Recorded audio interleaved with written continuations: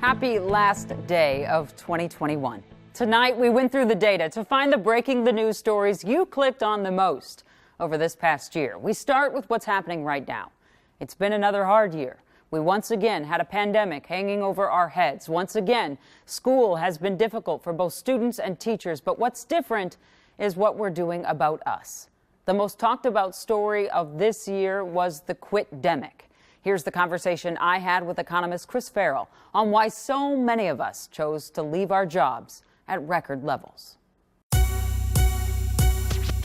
Take this job and shove it might as well be our national anthem. Last spring, Chris Farrell and I chatted when quitting became the new working. And when word came down this week that the quit rate has skyrocketed, we spoke again. When you and I talk, we only talk about quitting. Yeah, that's true.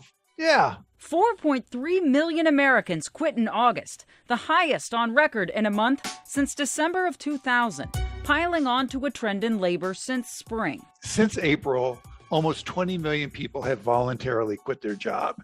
And the key here is that they've quit their job voluntarily. So in other words, they have to believe that there's something better. That something is different for every single person. No one news story can capture the whole why. What we can capture is that the quitting is heaviest in public-facing jobs like restaurants, retail, hotels, bars, and education. But let's think about that something better. Sure, maybe it's a new job, or maybe it's just for now, no capitalism-defined job at all. Thinking about their lives, thinking about quality of life. Things so many of us are thinking about after nearly 2 years of our lives upended. This is a really healthy development because I think on their deathbed, there's very few people who said, I wish I had bought that Mercedes-Benz.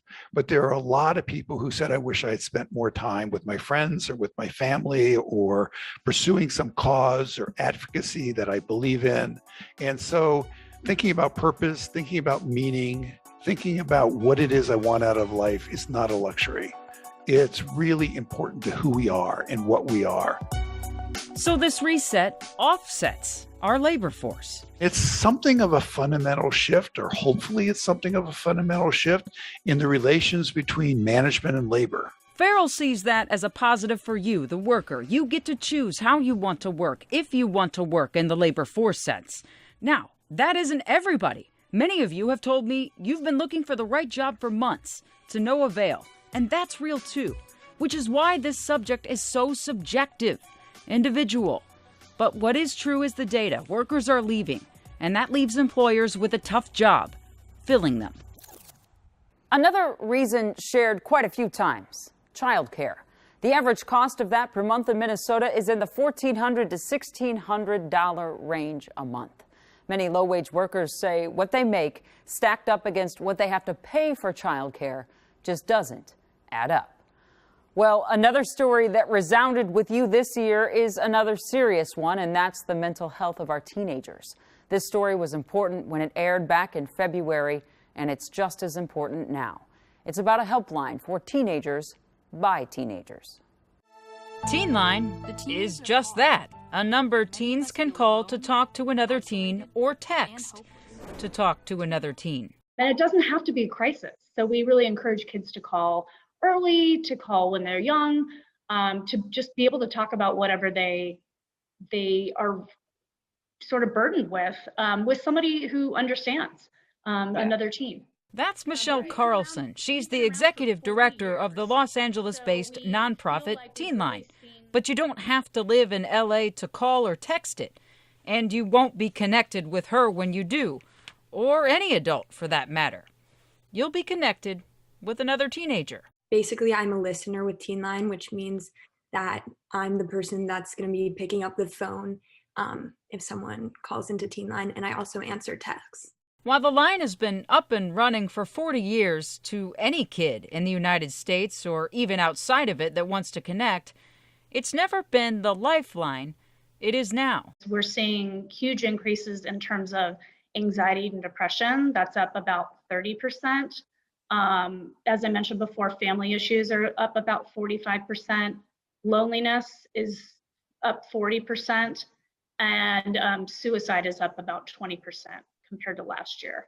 Lexi is the one on the other line, hearing you or getting your texts that make up those statistics. Since the pandemic started, we're seeing a lot more calls about loneliness and isolation, just feelings of depression and like self-harm problems are kind of, I think, worsening right now. Teen Line is mirroring a troubling national trend.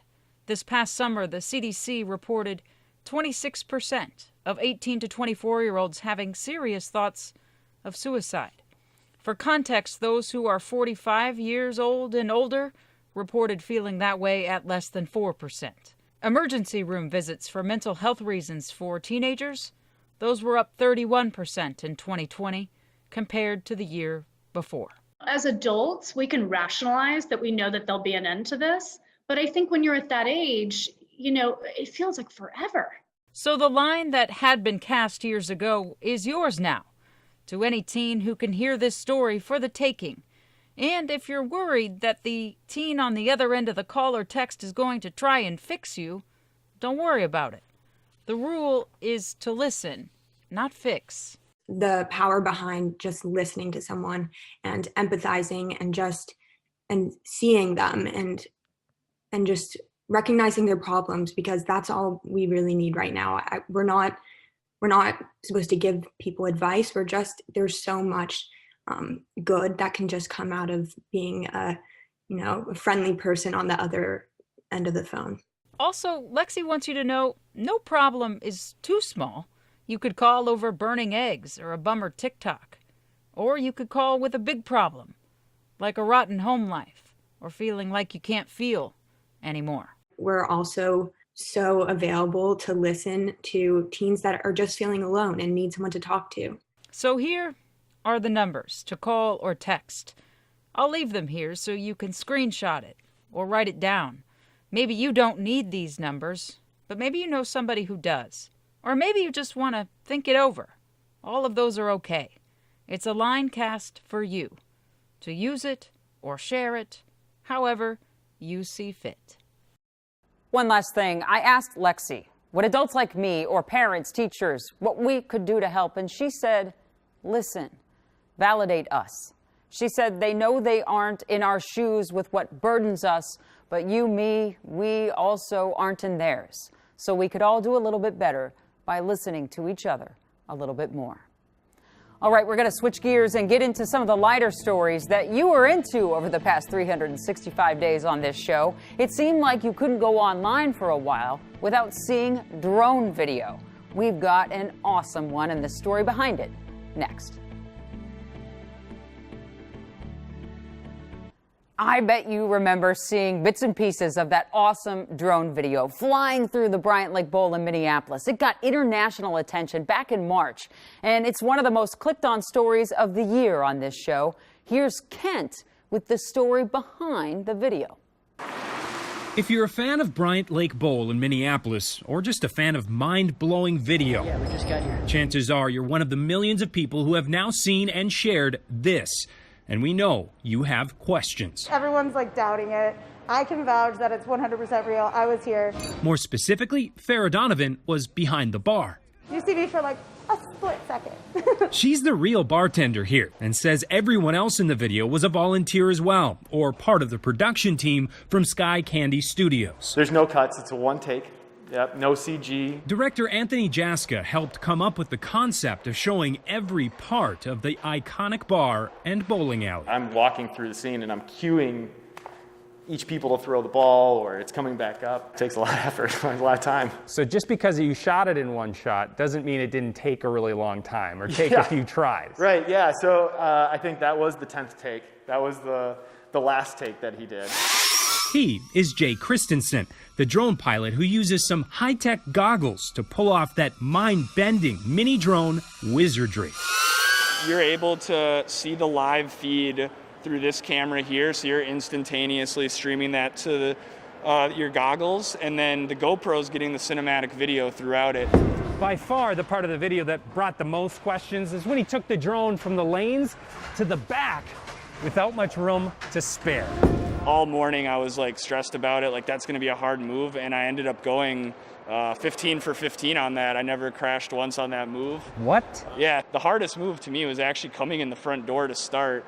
It's kind of windy outside, and like there's a couple guys walking, and it was actually the start of the shot to me was like the hardest. But it wasn't the hardest part to find a volunteer for. I was the guy polishing the ball. Mike Welsh is the owner of Sky Candy, which is why he decided to take one for the team. Take some balls. It sure does. But I've got total faith in Jay as a pilot. I've been watching him fly for the last 6 years, and the guy's incredible. So you build trust over just seeing him accomplish awesome drone shots. For the record, the only time Jay did crash, it was intentional. And they're just a little worse for the wear. It actually completely went into it, and other than it's got this little break here, but it still flies perfectly, and we flew it right after we crashed it into there. He's so talented, like it's crazy.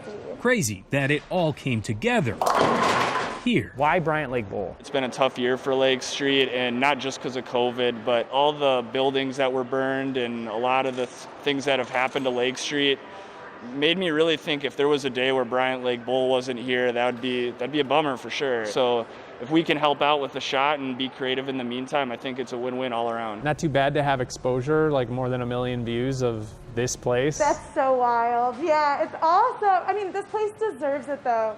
This place is such a staple, and it's so iconic, and like, the Bryant Lake Bowl is amazing.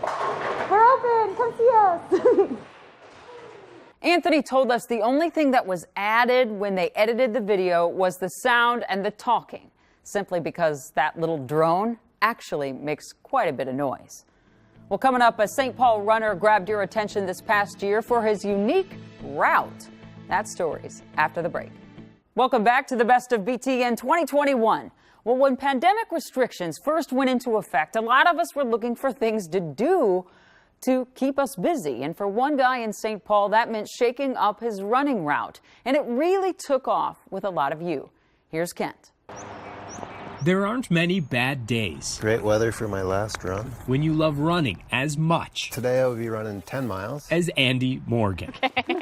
Even fellow runners are inspired by his devotion, I mean, it's quite the endeavor. because a 10-mile morning is just the last step in an incredible year-long pursuit. About 1,700 miles and about 90,000 feet of elevation.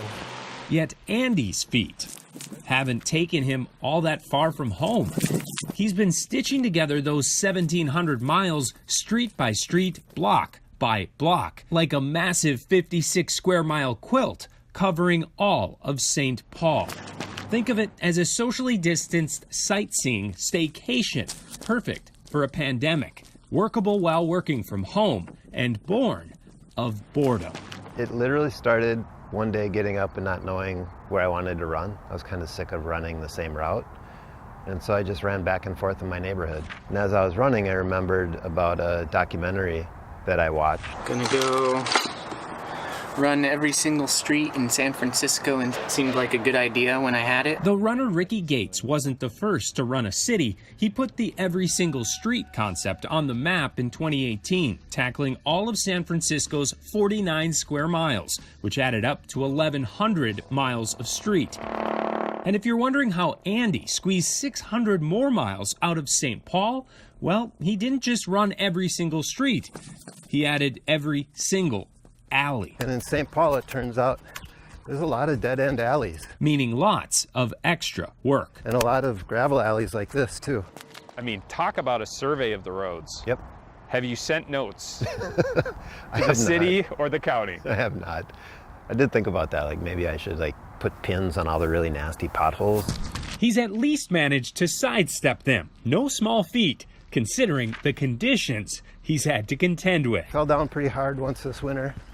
Hit a patch of ice, and I was actually on the ground before I realized I was falling. That was interesting, but everything was fine. In general, everything's also remained safe. We're gonna go, where are we here? Despite a few map mix-ups. We're gonna go back. And wrong turns. Where are we? But keep in mind, Andy runs in the morning during a pandemic, so he says he hasn't run into any unsafe situations or felt in danger. though he realizes not everyone could likely say the same. As a white guy, I felt like I could go into just about any neighborhood and be okay. But as I was running through a lot of our neighborhoods, I realized that it's very different for different parts of our community. That doesn't feel right to me. Which is why he's not taking this run for granted, using each block to build a better understanding of the true St. Paul. When we think of St. Paul, a lot of times we think of the city skyline here, but this is actually a small percentage of the city. A very strong majority of the city feels like small sections of strong community.